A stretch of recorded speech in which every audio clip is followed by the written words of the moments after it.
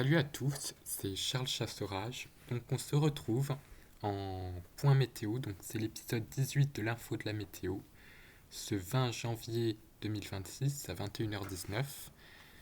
Donc on va parler de la vigilance météorologique qu'on a en cours, mais on va surtout regarder les modèles, puisque la situation météo qui était anticyclonique et calme devient progressivement dépressionnaire et ça devient intéressant puisqu'il va se passer des choses. Donc la nuit dernière, il s'est passé un phénomène exceptionnel en France et sur toutes les latitudes moyennes où le ciel a été dégagé. Donc sur toutes les latitudes moyennes et on a pu le voir partiel dégagé, des aurores boréales. Comme vous avez une image ici sur le site de Météo Ciel qui ont envahi le ciel de France, donc des aurores encore plus puissante que le 11 mai 2024.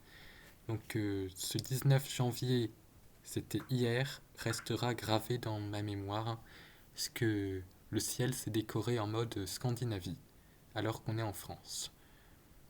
Petite chose aussi concernant la neige qui est tombée dans l'est de la Russie.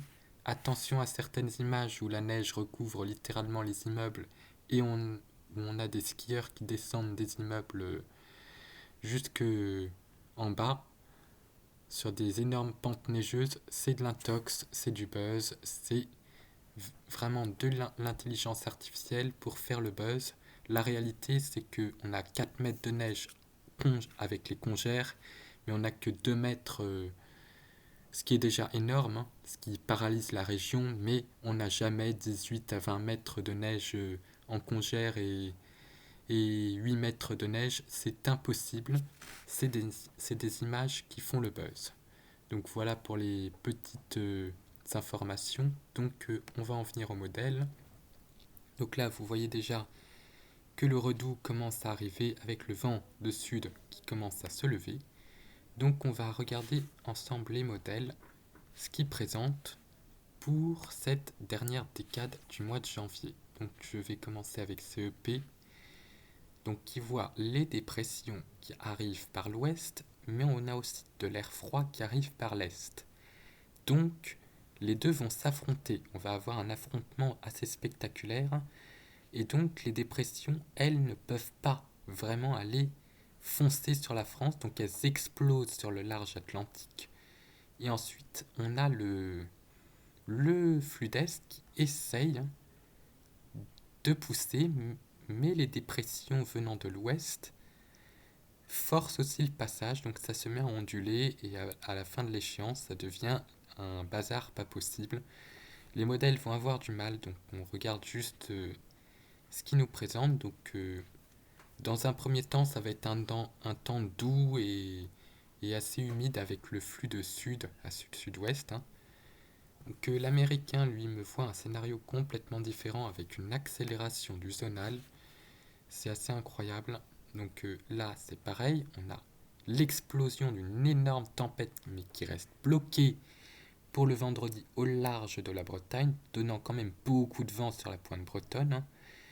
Puis ensuite, on a l'accélération du courant de jet avec plusieurs dépressions. Il nous modélise une tempête sur le sud-ouest de la France, une bombe, littéralement un ouragan extratropical ici au bon milieu de l'Atlantique. Donc c'est vraiment une bombe météo à 935 hectopascales, ce qui est exceptionnel, même pour une modélisation. Et là, elle viendrait presque frapper la France avec une tempête sur le nord-ouest, hein, encore. Donc après, ça se met à onduler. Donc la situation va être très très compliquée à cerner, mais très très intéressante à étudier, puisque ensuite je vais vous remontrer aussi d'autres modélisations qui vont assez loin comme GEM. Donc je vous présente vraiment les disparités que l'on a, mais on a à peu près le même type de scénario, c'est-à-dire l'air froid qui arrive par l'est et le zonal qui pousse par l'ouest. Donc là, il nous voit un gros flux de sud-ouest bien doux et bien humide. Donc je vais retourner avec CEP ici et vous donner la masse d'air. La température à 850 hectopascales, vous allez voir, c'est assez impressionnant.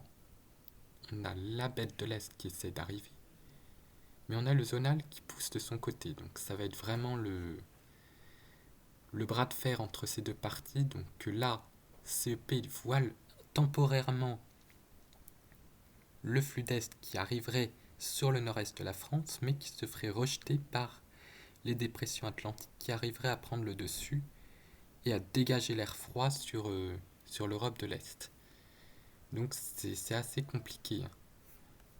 Et si je vous montre avec GFS,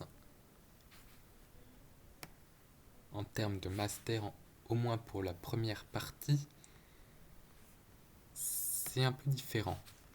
Mais on a aussi le conflit ici qui tente, mais c'est l'air doux qui, qui force. Et si je vous montre la suite, c'est l'air froid qui va réussir à l'emporter un petit peu, hein, mais l'air doux essaye de forcer quand même beaucoup. Là, on a l'air froid qui gagne un petit peu, mais c'est de l'air polaire maritime, puisqu'on a trop de douceur qui force, qui dégage littéralement l'air froid en Scandinavie. Donc c'est vraiment ce combat des titans qui va désordonner un peu la météo et qui va perturber certainement les prévisions, puisque les modèles vont galérer. Donc on va suivre ça tout doucement, puisque là ça s'annonce très très compliqué. Donc là je vais vous montrer les températures actuelles qu'on a. Donc ça c'est du froid de basse couche, hein. Mais on a le redout qui est en train de gagner par le sud-ouest. Et ici on a le vent qui commence à se lever, hein, assez fort un peu en Normandie quand même, hein. Donc le redout est en train de l'emporter, hein. Donc la journée a été assez froide aujourd'hui grâce au froid de basse couche, hein, parce que c'est pas un froid d'altitude, c'était un froid de basse couche mais qui a duré toute la journée, mais qui est en train de se faire dégager là ce soir par le vent de sud.